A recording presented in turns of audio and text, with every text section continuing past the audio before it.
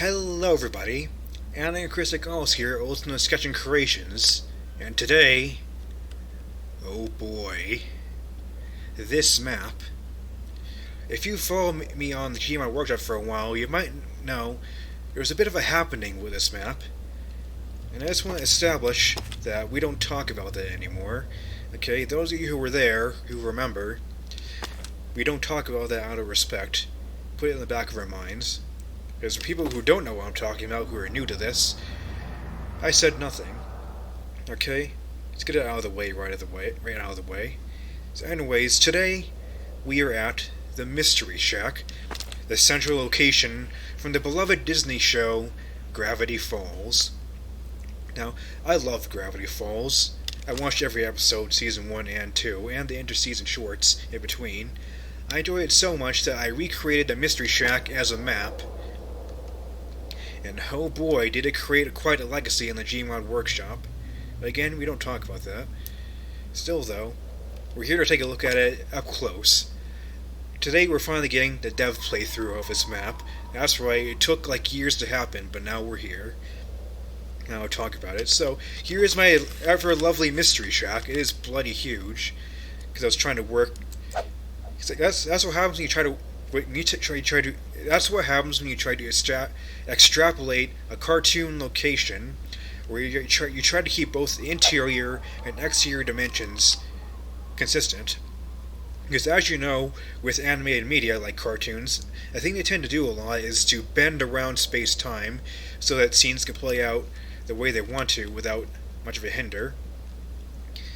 So in the result of me trying to extrapolate that in 3 dimensions, we get this giant mess. Now before we get into the actual meat of this, I want to say, in the time since I made this map, somebody else actually made their own Mystery Shack map that did not require Counter-Strike Source to be mounted. And I say, good on them. Round of applause. No, it's totally not sarcastic at all. I checked out their Mystery Shack map and it was really, really good. It's miles better than mine. There are some changes that I don't entirely see eye to eye with, but well, that's their choice. That's what they chose to do with those spots. This is my interpretation, and that one's theirs. Like, their map is good, though. Like, my map is RP Mystery Shack, theirs is GM Mystery Shack. You have the time, give theirs a look, too. It's quite good. It's like, I'll pop it on screen right now. Just get a little cross promotion. You know, I scratch your back. So let's get to talking about it. So here's our Mystery Shack course. Got these very obvious level constraints, just to keep you from walking out to the edge of the skybox. This map is quite early days, so you can kind of quite tell it in the level design. Got this fence surrounding the property, got all these bushes, to try to make it look less nondescript. Yeah, you got the parking lot right here. Also, you can tell from the ground as well. It's some very artificial ground. At the time of me making this, I didn't know how to use displacements in Hammer. I've kind of learned how to use them since then, but I haven't seriously used them in a legitimate map yet. You know. I have kind of learned displacement since, and I could probably do this a little better nowadays, but there's no point really. Because like I said, the other Mr. Shack map was a lot nicer. So if you're not hanging around my old place, go to theirs. Got the parking lot. There's only 3 parking spots right here with these little stoppers. Also their brushes, which is not the best decision. You got the front entrance being blocked off by some cars. I think the implications I had here is that this white car is Stan's car and this blue one is like a truck Seuss had. I don't remember. Yeah, they're just blocking the way out. So you can't no-clip past the border here, but there's nothing out here right now. Just trees and bushes. Here's the front entrance of Mystery Shack. Got a nice little window design. And I scoured many screenshots off the Gravity Falls wiki to recreate this. And I also used a floor plan I found in Google Images to help recreate it. But there were some bumps along the way, which we'll see when I get inside. So anyways, $20 next tours in 15 minutes. Got Stan's little podium, where you can rabble onto the masses about his amazing attraction. It's been a while since the last time I watched the Gravity Falls, so I can't recount any too detailed moments from the episodes. It's like I don't have it on demand. Maybe someday I'll like buy like the DVD pack of all the episodes, because I don't have that right now. Maybe one day I'll buy it. Not right now though. Save your money for more important things. Here's the totem pole. It's really quite impressive. It kind of looks like it was made out of barrels. Also, there's a spooky Ravenholm soundscape playing in the background right now. It was the best choice, I thought. It's a very steep slope. Here's the gift shop entrance. Some bins. There's G-Man over there. We'll get to him later. Welcome to RP Mystery Shack. Yeah, in retrospect, it might have been wrong to tag this map as a roleplay map. But, well, it is what it is now. We can't go back. We got a poster from Robbie, his band. Robbie and the Tombstones. Here we got a picture of Ford, kind of a spoiler. And there's a read poster from the library, classic. A little map credit for me. You know, because science content creators just get really uncredited when like big name people cover their content. So, you know, make sure my name's in there somewhere. Just so people know that there was a person who made this content, not faceless. Going outside the shack. Here's the back door. Science Stan sits here and drinks his cola. That window is really high up. Here's the side entrance. This is the entrance where everybody went into the party in that one episode of Double Dipper, I think it was. The episode with all the fact machine clones. That's the entrance they went through. Technically, there's supposed to be a house number on the little triangle, but I didn't bother. This map is enough of a mess as it is. In Hammer, this map is a massive mess. It's a pain to deal with. Anyways, just head inside through the gift shop entrance. So in this right here is just a little spoiler notice. Because, like, if you've not seen Gravity Falls yet, even at this point, this map contains massive spoilers for the end of Season 1, like, into Season 2. You know. If you don't want to be spoiled, stop watching this video and actually watch the show any way you can. If you don't mind spoilers, though, you've been warned, and we're going in. Also, a nice little wind vane up there. It's brush textures. They probably could have done it better nowadays as well. Head into the gift shop. Here we are in the gift shop. All the merchandise, like white t-shirts, a combine cremator head,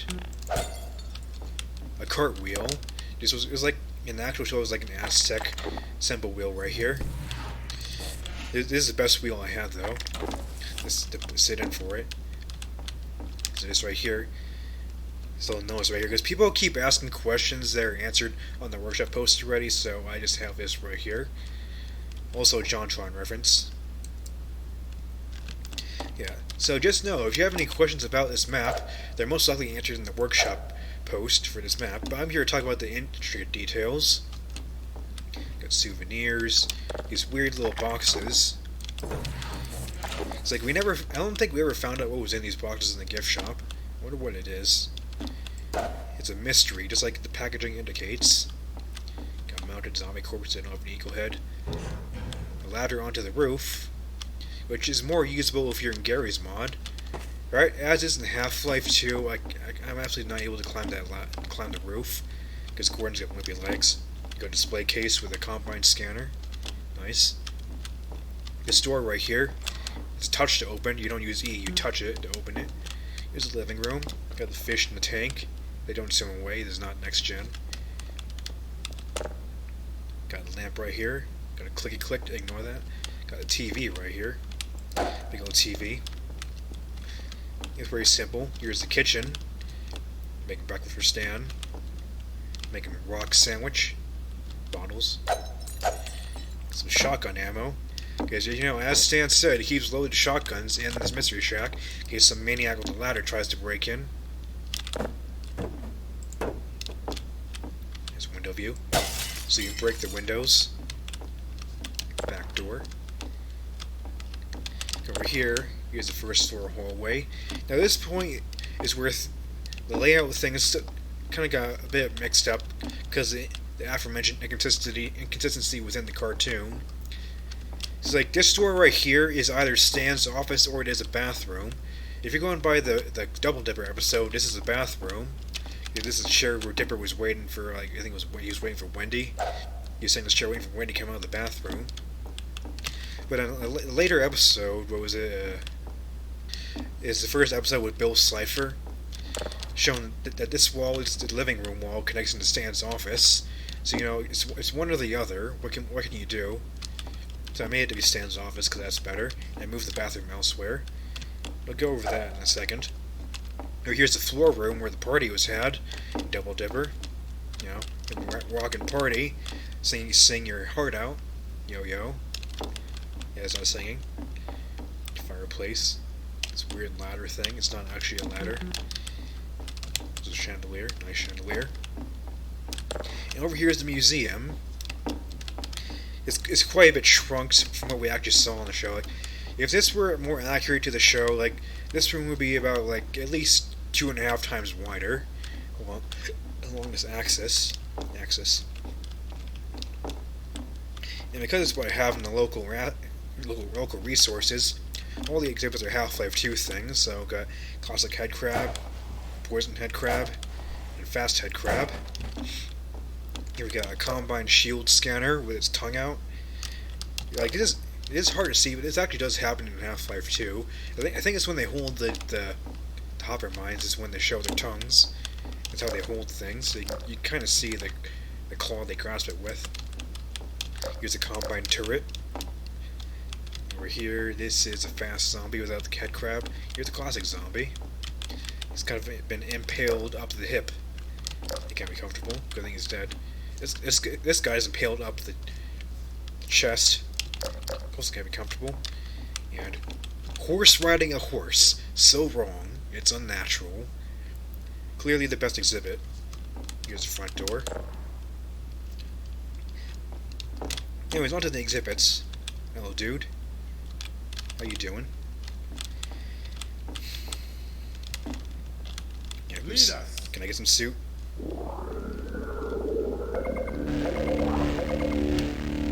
Thank you. Thank you for the juice. How about you? Long.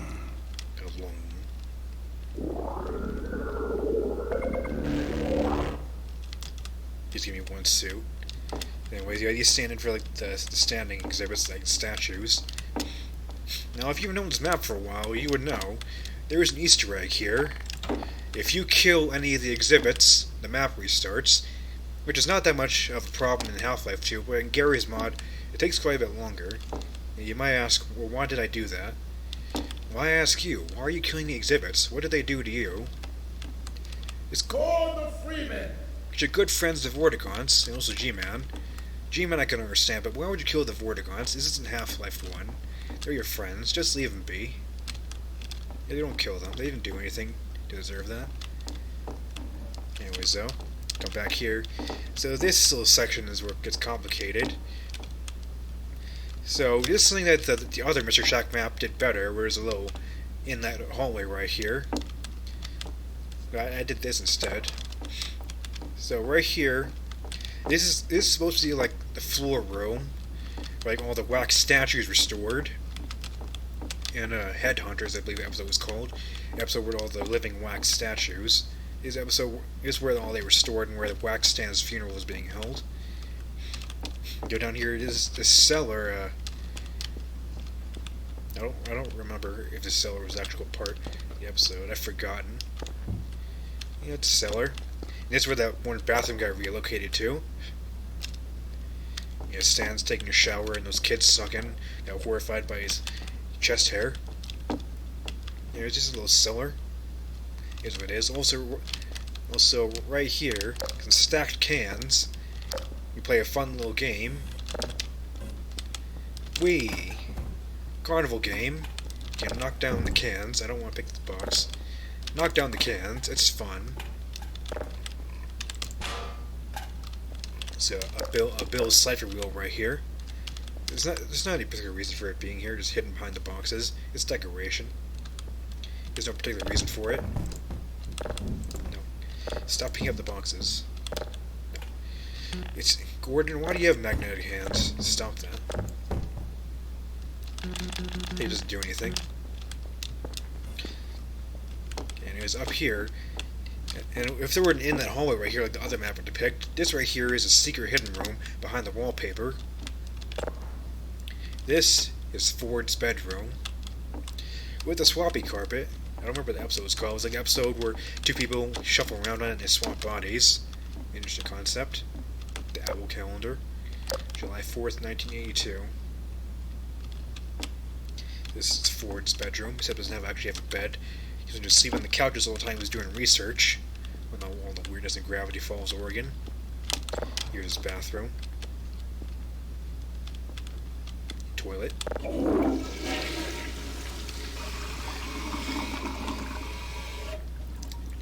Some have asked me why I have flushable toilets in some of my maps, and well, blame Ultiman 9711 for that. It's his thing. Anyways, that's the first floor done, pretty much. Go up to the second floor. Well, so yes, I know you get your head caught up here, but like, it is what it is. I was working with limited space here for the exterior show. I was doing what I could. Let's come up here. Now we're in the first half of the attic. This is that one window that Dipper jumped out of to get away from the one wax statue. I forget what it was. It wasn't Sherlock, was it? Or rather, Dipper jumped out that window to get away from the wax statue, wax mannequin. Here, this buffer hallway doesn't exist. And now we're in Dipper and Mabel's bedroom, not Dipper and Mabel. You know, it's their bedroom. It is what it is. Vending machine covered because, of course. Here's the closet with the invisible wizard. Doesn't quite fit the player. Oh, it does. The invisible wizard. Here we got Journal 3. Now, you don't actually see this in the actual release version of the map, but you may notice that the texture in this Journal 3 is a little bit different. And that's because I have the physical copy of Journal 3 that was sold after the show ended. And I personally I used my printer to scan the texture, and I put it onto this book to make it look realistic. I think it looks quite nice. So this is the texture of the real Journal 3 merchandise. Okay, I painted onto it. Now, it's not the later edition. It has the neon light hidden text. I couldn't afford that version. You know, it's still cool having the first version. Pretty cool merch. I also accidentally broke off like a bunch of pages in the middle when I was scanning it, which is kind of a bummer. Well, it's a very cool piece of merchandise. I don't regret buying it. Anyways, got a mirror right here. Gordon does not have a reflection because it's a Half-Life 2. When do you ever see yourself? Shelf full of stuff. There is stuff in these crates. Got a rocket launcher and display case. A little bit concerning. There's a little loft up there. I'll come back to that. Now, those of you who know the show are waiting for the good part. You're waiting for this spoilers and to season 1 in case you're not seen it. The underground laboratory, the underground lab. To unlock it, here's a dial. It's a dial, alright.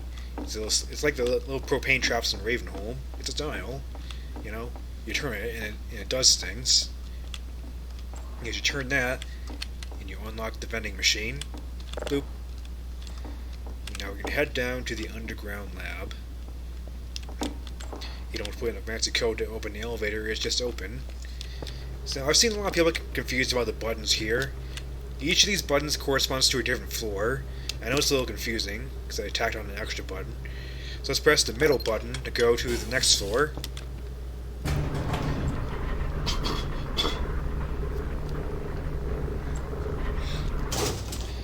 Now here we are at Ford's private study.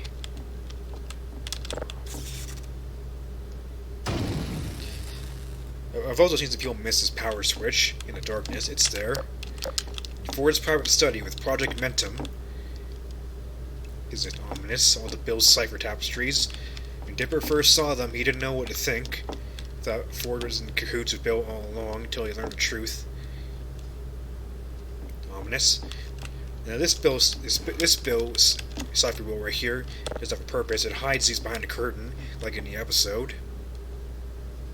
It's like how it's supposed to start out, but well, whatever. So, Ford's private study. Books. Got a mysterious wooden board. Alright then. Can't do anything with Project Mentum, so let's head down to the bottom floor. So why did this door have a giant keyhole in it anyways? I don't think we saw Ford even stick a giant key in there like Kingdom Hearts style. I don't know what the keyhole's about. It looks cool. It doesn't really seem to have much of a tangible purpose. Now here we are in the underground lab. I'm rather fond of how this came out. We got the totem pole camera. So you can see what the totem pole sees, just like in the show. All the lab stuff. The background ambient is very noisy in my ears right now. I don't know if it's drowning me out. If it is, excuse me. Here we got the universe portal in journals 1 and 2, which now look vastly inferior compared to journal 3. Here's the portal. Ominous. And I've seen people think these are teleporters. I honestly don't know what they are. They're part of the portal, but I don't know what they actually do. I presume they're like energy conductors, maybe? That's what they are? That's my guess. You have the infamous lever.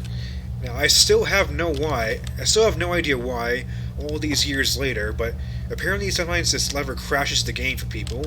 I still don't know why that happens. And nobody has ever provided any concrete evidence for me to work it out from. But yeah. Mysterious lever. Now, for the portal itself, we can of course activate it. And I left these instructions here so people will know how. Now, flip these 3 levers down, underline down, because people get confused by this graphic right here. It shows them in different positions. They're just showing you that they're levers. And activate this panel with all the circles, and then press the red button. Notice, improper activation of the portal can lead to a temporal anomaly. And also, right here, gravity stabilizer. This console stabilizes the local gravity should the portal be activated. Do not deactivate this console. Gravity anomalies may occur if you do. Also, lots of shaking. I dropped the coffee mug this way. Oh, cheeky writing right there. This right here, like, in relation to the show, this is supposed to be like the 3 things that unlock the deactivation button over there. Like, you're supposed to put 3 keys in, there's not 3 dials. It's what it's supposed to be, but I just made it 3 dials that lock the door. Don't ask me why I did that, I just kinda did. Anyways, broken up ticker tape. So let's turn on the portal.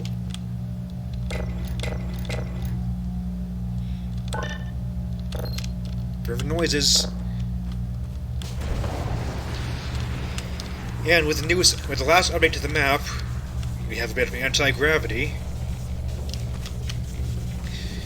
This was supposed to be in the map a lot earlier, but I couldn't figure out how to implement it because anti-gravity is not exactly a common thing in Source. But I eventually made it work, as you can see. I'm floating around in anti-gravity. Now, if you press the button, it will turn off the portal, as in the show. I don't think we ever got to see that. Now, at this point, the logical thing would be to go into the portal. But let me go back up to the surface quick to show you something else. Also, watch your step. Yeah, watch your step. Anyways, we head back to the top side. Very calmly, despite all the shaking going on. Gravity anomalies occurring. You can bump your head on top of the elevator. We head outside. He's very calm. And look up. The rift is opened. It's very scary. That's a detail I also added later. And the portal is only there, the rift is only there if you've activated the portal, the universe portal. Otherwise it is not there. Anyways, now let's stop ignoring the elephant in the room. But I like how it's flush with the floor now. Very satisfying. Let's stop ignoring the elephant in the room and go in the portal.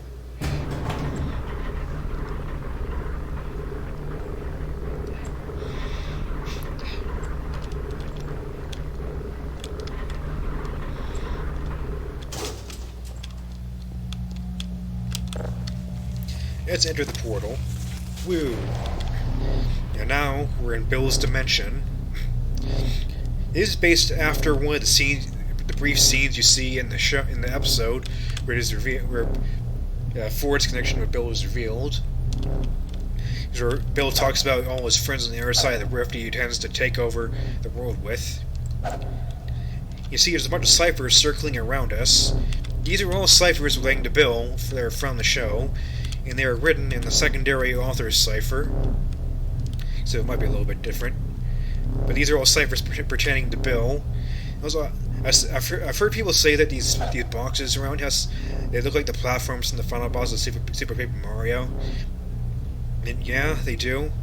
What it's supposed to be, it's supposed to be like a grid background that surrounds you in this dimension. But at the time, I didn't know how to exactly implement this all that well, so it's just these derpy flying boxes. Also, if you fall off here, you die, and if you try to go into the demon dimension, you also die. Anyways, that's all the excitingness. And that's it for that show. Now, there's more to this map to see, but I think I'll split it off to the end of the episode and just move on to the next one. Actually, you know what? I might just save the extra segment of the Mystery Shack map for its own video. It'll go at the same time as this one, so don't worry. Anyways, you might be wondering how, in the last update to the Mystery Shack map, I made the anti-gravity effect. This is where I tested it. Toggle this right here. That turns on no gravity. Oh no, I'm stuck to the ceiling now. Yes, Source Engine has this brush entity, like Funk Gravity or something. You can use it to invert gravity, but for some reason it's really finicky. You see, I'm stuck to the ceiling right now. I cannot go back down. It's not momentum or anything. I'm actually legitimately stuck on the ceiling. Let's turn that back off. Ow. Major fracture detected. Automatic medical systems engaged. Yeah, shut up, AGV Sue. So I took this little toggle for the anti-gravity, and I made two of them.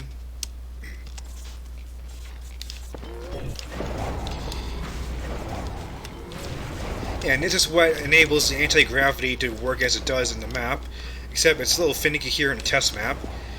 So, in the actual final update of the map, this room is in that map, very deep underground, and that's how it works. So the extra shaking and sparking here, that's what's causing it.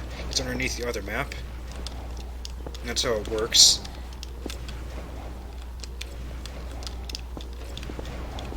Because yeah, that's it for that one. That's very noisy. And there's one more bit I want to show you right here.